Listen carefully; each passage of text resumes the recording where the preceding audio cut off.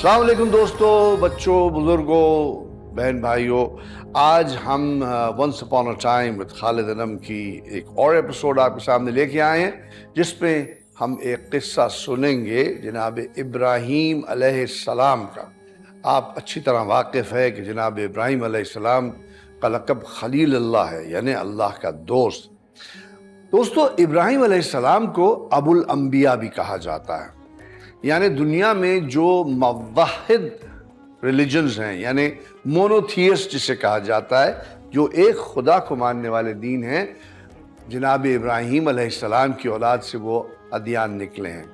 यानी जनाब इब्राहीम अलैहिस्सलाम, आप जानते हैं, उनके दो बेटे हुए, जनाब इसहाक अलैहिस्सलाम जिससे बनी इसराइल निकली पूरी, और जनाब इस्माइल अलैहिस्सलाम जो जद हुए हमारे मोहम्मद मुस्तफ़ा अहमद मुश्तबा रसूल अल्लाह सल्लल्लाहु अलैहि वसल्लम के।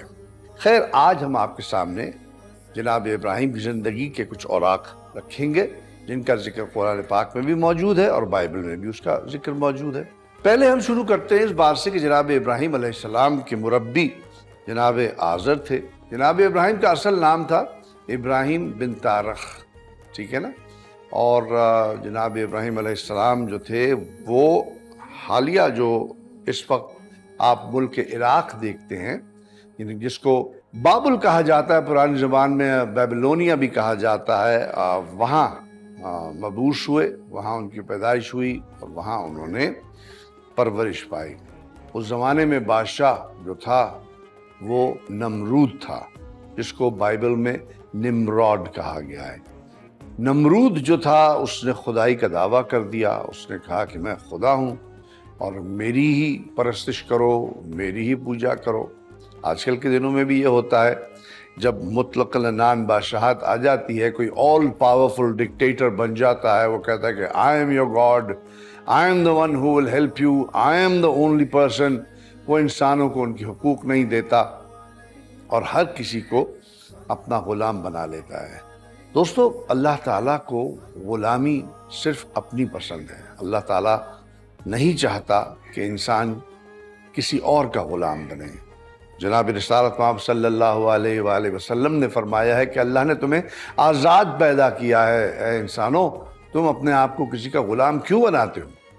खैर, हैविंग सेड दैट, तो जब वो गए, एक बस्ती में गुजरे, उन्होंने देखा कि वहाँ वो सूरज की पूजा कर रहे हैं। उन्होंने कहा हाँ हाँ, बिल्कुल ठीक कहा तुमने, देखो, हाँ भाई, ये तो सूरज है, क्या रोशनी देता है और क्या गर्मी है और क्या इससे खेती होती है।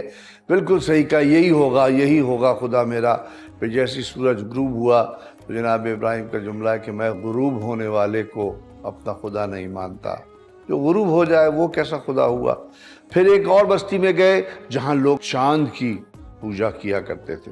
इंसान था ना, जाहिल होता है। आजकल भी आप देखते हैं लोगों ने अजीब अजीब चीज़ें रखी होती हैं।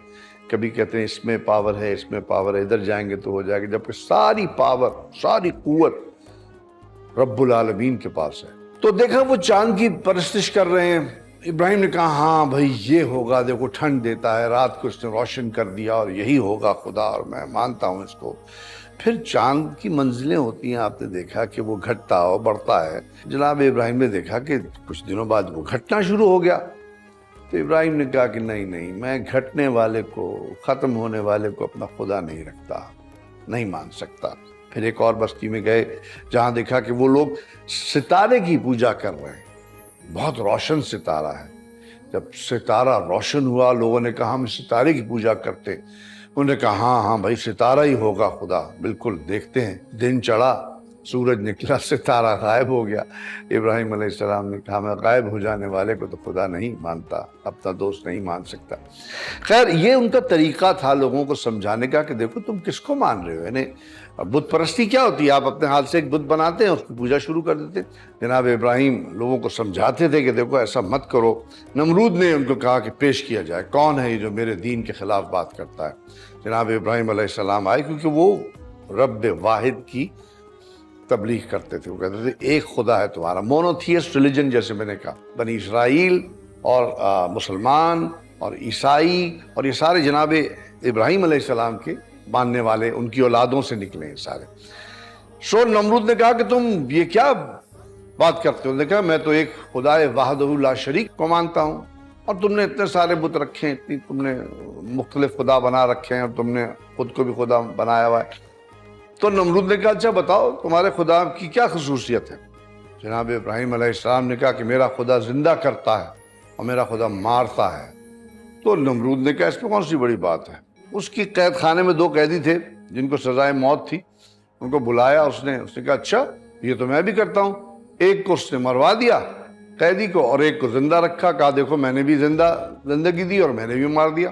جناب ابراہیم علیہ السلام جو خلیل اللہ تھے، اور پیغمبر جو ہوتے ہیں وہ اللہ کی مرضی کے بغیر کوئی بات کرتے نہیں۔ جناب ابراہیم نے کہا کہ میرا رب تو سورج کو مشرق سے نکالتا ہے، تو مغرب سے نکال کے دکھا دے تو میں مان جاؤں تجھے۔ جس پہ نمرود خاموش ہو گیا۔